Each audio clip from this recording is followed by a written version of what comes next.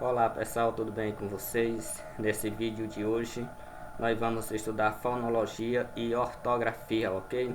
Num primeiro momento a gente vai estudar fonologia e no segundo momento a gente vai estudar ortografia. Então vamos começar pela fonologia.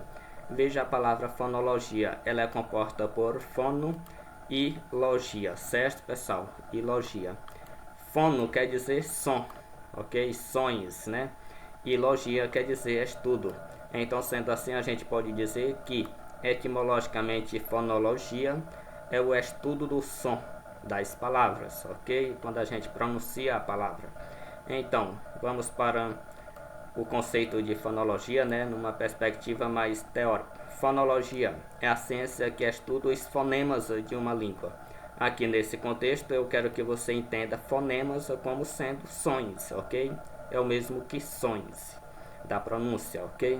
Então, fonologia é a ciência que estuda os fonemas de uma língua. Então, para a gente entender, né, a fonologia, primeiro se faz necessário a gente entender com muita clareza o que é fonema e o que é letra, certo? E sobretudo entender com muita clareza que são duas coisas diferentes, ok?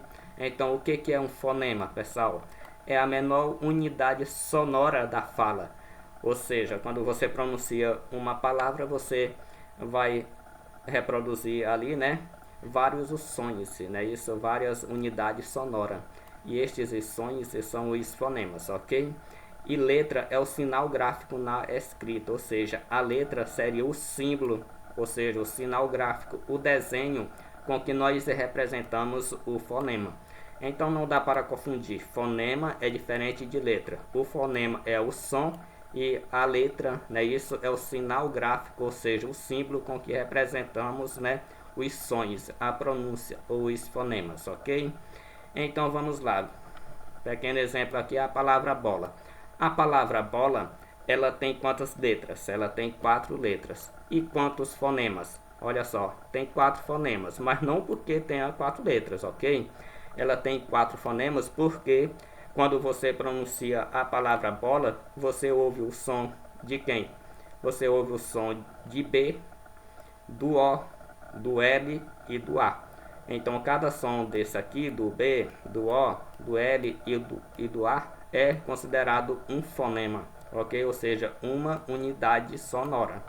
Então, a palavra bola, ela vai ter 4 letras e 4 fonemas, ok?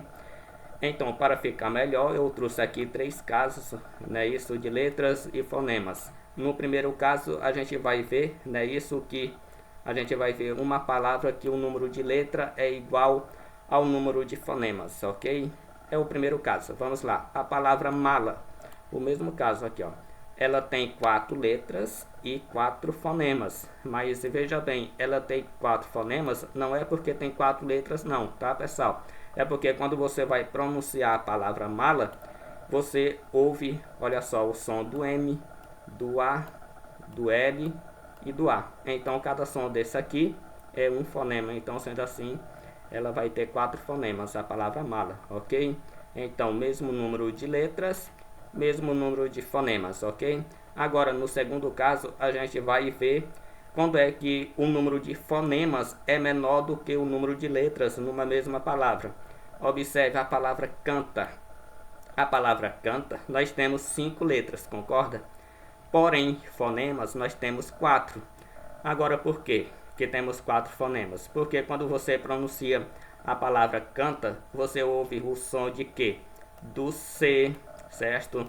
Do AN, né? Isso, do A e o tio, ok? Do A e o tio, do T e do A, ok? Então, neste caso, olha só, temos quantos fonemas?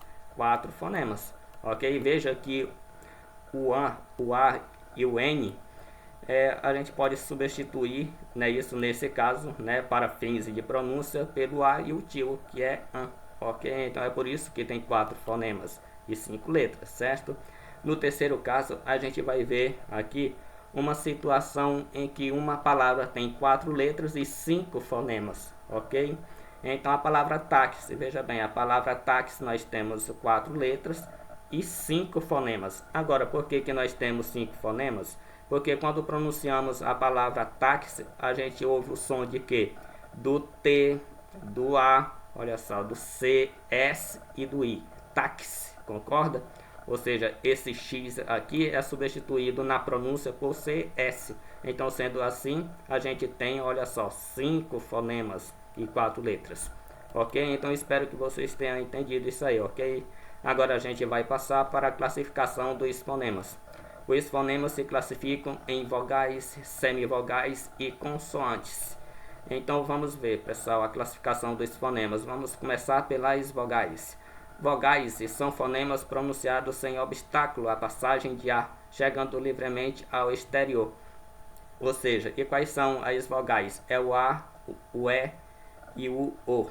Então, a gente sabe que as vogais são 5, né? Isso, pessoal, mas para fins de pronúncia, ou seja, do ponto de vista fonológico, as vogais são somente 3. São essas aqui, que são aquelas que quando nós pronunciamos, né? A corrente de A não sofre nenhum obstáculo. Veja bem, A, E, O, certo? Não sofreu nenhum obstáculo. A corrente de ar sai livremente pela boca sem sofrer nenhuma interrupção, certo? Isso aí são as vogais. E as semivogais, né, do ponto de vista da fonologia, são duas, é o I e o U. São os fonemas que se juntam a uma vogal, formando com esta uma só sílaba, certo, pessoal? Então, as semivogais são essas aqui, elas se juntam aqui a uma vogal numa mesma sílaba. Exemplo, na palavra pai, nós temos a vogal A e a semivogal I, certo? Então, essas aí são as semivogais, é o I e o U, ok?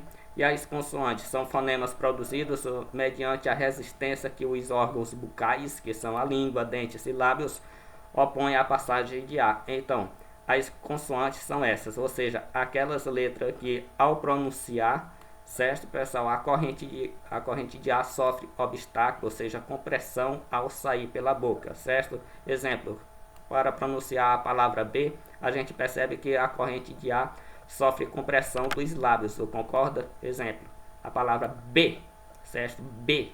Então, a corrente de ar sofre, né, uma compressão pelos lábios para que saia a pronúncia do B. Então, essas aí são as consoantes, ok? Aquelas que sofrem interrupções, né, na corrente de ar, certo? Ao sair pela boca. Então, vamos para a parte de ortografia agora.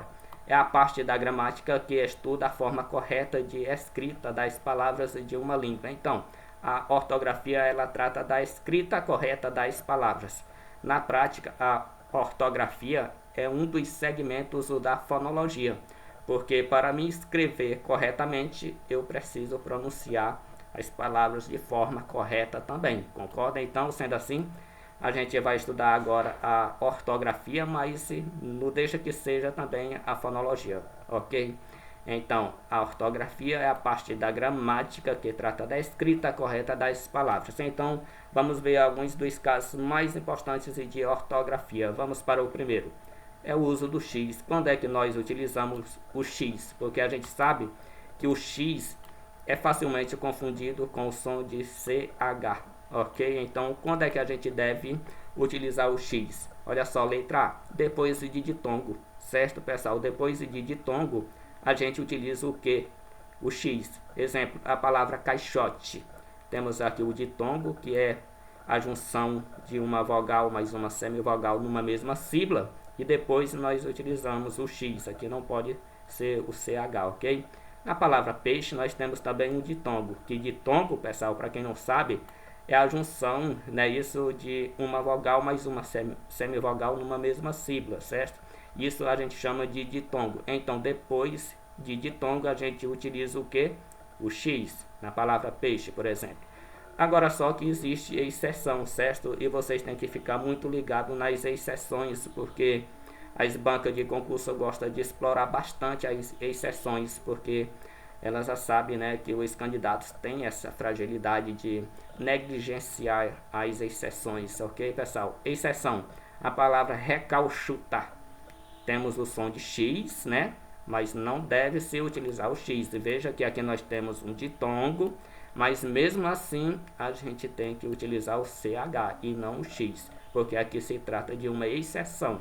certo? O verbo recalchutar e seus derivados, ou seja, todas aquelas outras palavras que se derivam de recalchutar. Exemplo, recalchutadora, recalchutagem, CH, ok? Não pode ser com X. Então, letra B. Outra situação de uso do X é após a sílaba inicial em. Olha só, depois da sílaba inicial em, se tiver o som de X, pois deve ser o X mesmo a ser utilizado. Exemplo, a palavra enxada, temos aqui a sílaba inicial em, logo após o X. Enxaqueca também, beleza? Exceção, existe exceção também. E você deve ficar bastante atento a essas exceções, ok, pessoal? Encharcar, verbo derivado do substantivo charco. Nesse caso, tem que ser o CH, ok? E aqui também. Encher e seus derivados, né? Olha só. Depois você tem a sílaba inicial em, mas depois tem que ser o CH. E todas aquelas palavras que se derivam de encher também, sonzinho aqui, ó, de X, mas tem que ser com CH. Por quê? Porque se trata de uma exceção. Ok, pessoal? Após a sílaba inicial, mi, também ME. Olha só, mexer, tá aqui a sílaba inicial, mexicano, existe exceção também, a palavra mexas, ok? E nós devemos utilizar o X também em vocábulos de origem indígena, ou seja, aquelas palavras que se derivam, né, que tem origem indígena. Exemplo, abacaxi, olha só, xará, chavante, certo, pessoal? Palavras de origem africana também, orixá, exu, exu, certo? Então essas palavras devem ser grafadas com X e também aquelas palavras de origem inglesa de forma aportuguesada. Exemplo, a palavra xerife e a palavra shampoo, ambas devem ser grafadas com X também. Ok, pessoal, então vamos continuar o caso de número 2. A partir daqui o vídeo vai ficar cada vez mais importante para vocês, ok, pessoal? Que eu trouxe aqui somente os pontos mais importantes da parte de ortografia. Vamos lá, número 2. Uso de onde e aonde ou donde. Quando é que a gente deve utilizar onde, aonde e donde? Olha só, pessoal. O onde a gente utiliza para verbos estáticos, ou seja, para aquele verbos que sugere que algo esteja fixo, parado só num lugar só, certo? Exemplo, onde estão as roupas? Então, nesse caso, a gente percebe que as roupas estão paradas, somente num lugar só, estão fixas, estão estáticas. Então, neste caso aí, a gente vai utilizar onde, ok? Aonde? A gente vai utilizar para verbos dinâmicos, ou seja, para aqueles verbos que indicam movimento, certo? Exemplo, aonde ele foi? Observe, se ele foi, então ele foi caminhando ou foi correndo. Não dá para a gente dizer que ele foi parado, certo? Então, só dá para dizer que ele foi correndo, caminhando, certo? Se movimentando. Então, indicando o movimento, a gente utiliza aonde, ok? Já donde indica procedência, ou seja, origem, beleza? Exemplo, de onde procede este rapaz? Ou seja, de onde ele é, de onde ele é, qual a sua origem, não é isso? Então, neste caso, de uma forma mais popular, donde, né, quer dizer origem. Quando indicar a origem, a gente utiliza donde, ok? Então, outro ponto muito importante que vocês precisam saber é o uso do mal com L e mal com U e mar, certo? Isso aí cai muito em concurso também, portanto, você precisa saber. Veja bem, pessoal, quando é que devo utilizar mal com L e mal com U, certo? Explicando de uma forma bem popular para que vocês possam entender, a gente utiliza mal com L quando é possível a gente trocar mal por bem. Quando essa substituição for possível, então o mal a ser utilizado ali tem que ser com L, ok? E quando a gente pode substituir mal por bom, quando essa substituição for possível, então o mal a ser utilizado ali vai ser com U, ok? Vamos ver, olha só, mal com L, né? Ele é antônimo, ou seja, oposto de bem, ok? É advérbio quando for antônimo de bem, ou seja, antônimo quer dizer oposição, antônimo de sim é não, concorda? Então, antônimo de mal com L é bem, ok? Então, vamos lá, olha só, ele se comportou mal. Agora, por que este mal ele foi grafado com L? Justamente porque aqui, se eu colocar a palavra bem, certo, não vai causar um sentido estranho. Veja bem, ele se comportou bem. Observe que fez sentido, não é isso? Agora, se colocasse a palavra bom aqui, não daria certo. Veja bem, ele se comportou bom. Opa, não deu sentido, não é isso, pessoal? Então é por isso que este mal aqui ele tem que ser com L, porque é possível ser substituído por bem, ok? E não por bom. Então vamos lá, mal com U é quando é possível substituir por bom, certo? Ele é um adjetivo, né, quando for antônimo de bom. Observe, era um mau aluno. Por que que este mal aqui ele é grafado com U? Porque ele é possível, né, ser substituído por bom. Veja bem, era um bom aluno. Veja que este bom ele não pode ser substituído por bem.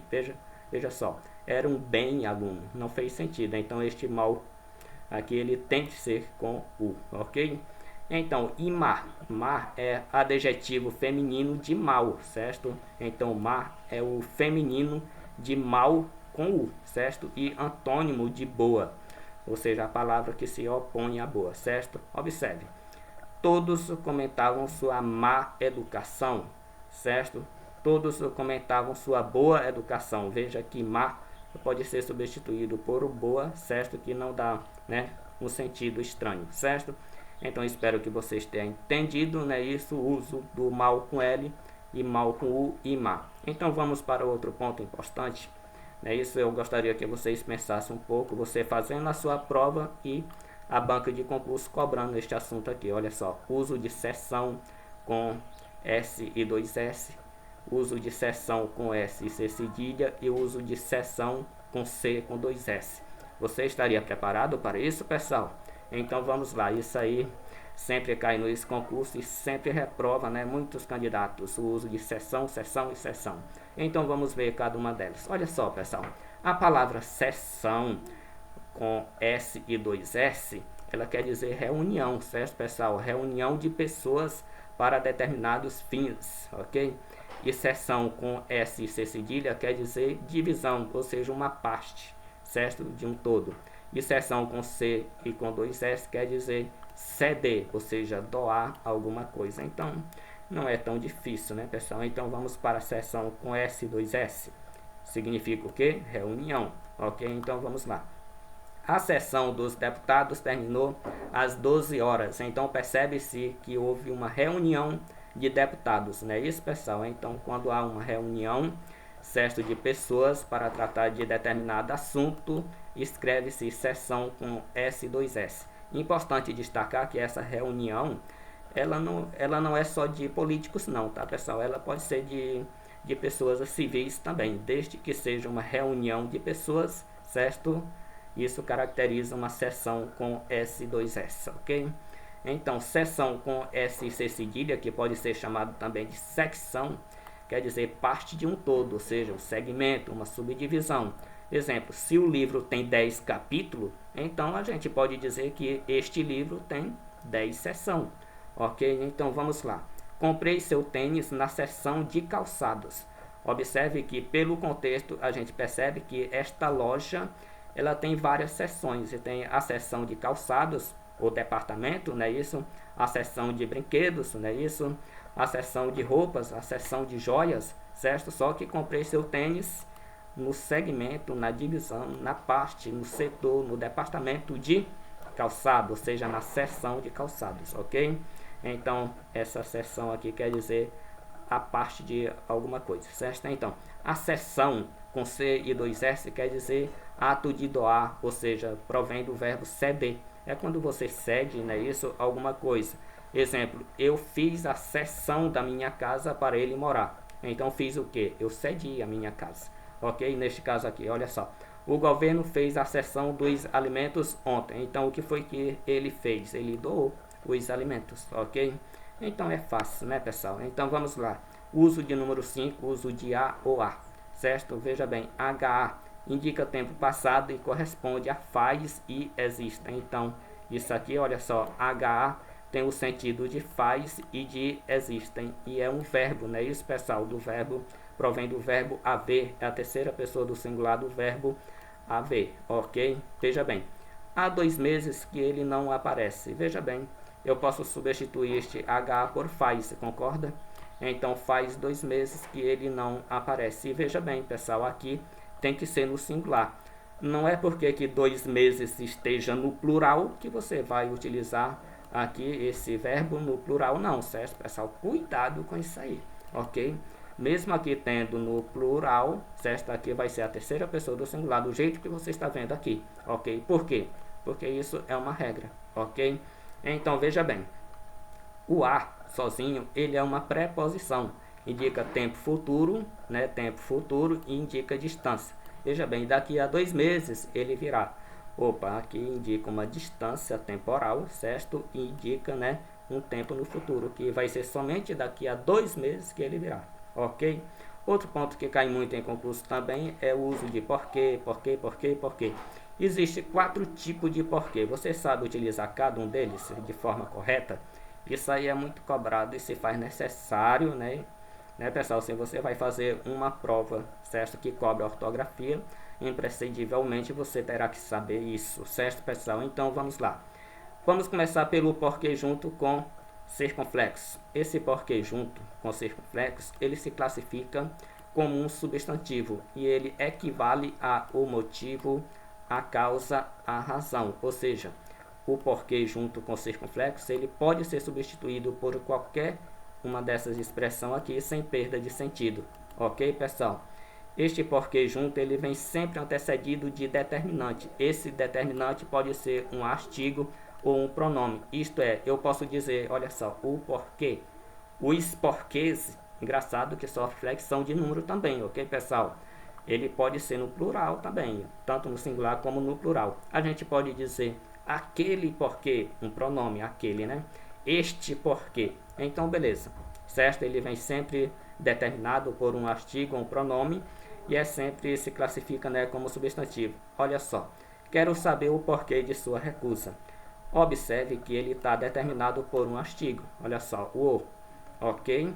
Então, observe que este porquê, ele pode ser substituído por qualquer uma dessas expressões e não perde o sentido. Veja bem, quero saber o motivo de sua recusa. Quero saber a causa de sua recusa. Quero saber a razão de sua recusa. Veja que fez sentido, não foi, pessoal? Então, você viu aí o uso do porquê junto com circunflexo. Agora, vamos ver o porquê separado com circunflexo. Esse é fácil, pessoal. Vem no final da frase ou sozinho, certo? No final da frase, se você tem que colocar um porquê, pois coloque este aqui, separado e com circunflexo. Veja bem, não foste à festa por quê? Está no final da frase, pois tem que ser separado e com circunflexo. Beleza? Agora a gente vai ver o porquê separado sem circunflexo, certo? Ele equivale a pelo qual, pelos quais, pela qual ou pelas quais. Se estiver fazendo referência a algo que esteja no masculino e no singular, ele pode ser substituído pelo qual, ok? E se fizer referência a algo que esteja no masculino plural, pode ser substituído por pelos quais. Se for pelo...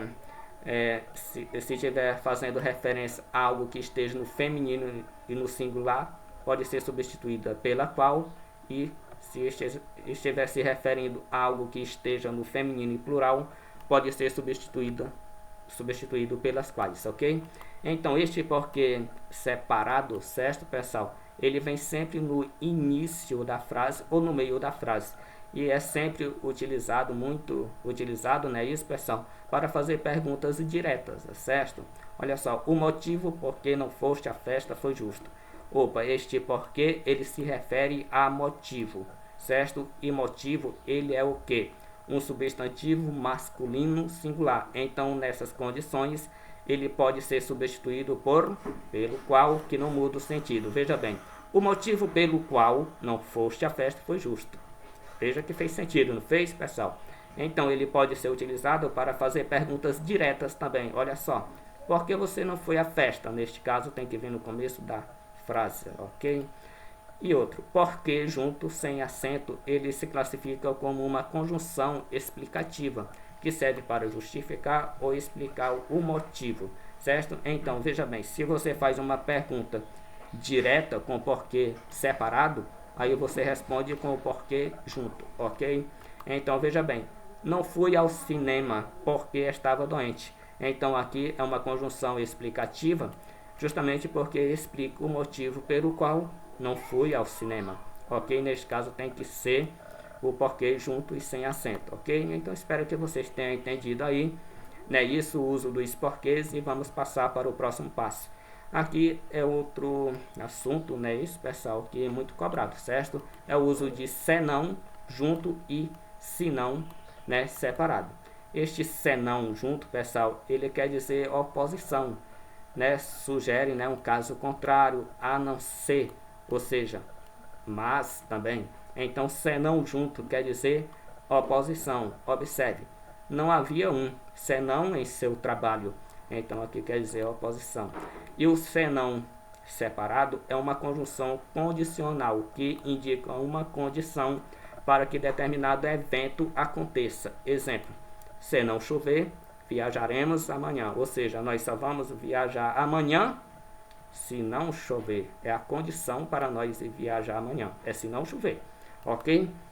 Então vamos lá. Outro ponto que cai muito também, gostaria que vocês prestassem muita atenção aqui, é o uso de acerca de e acerca de.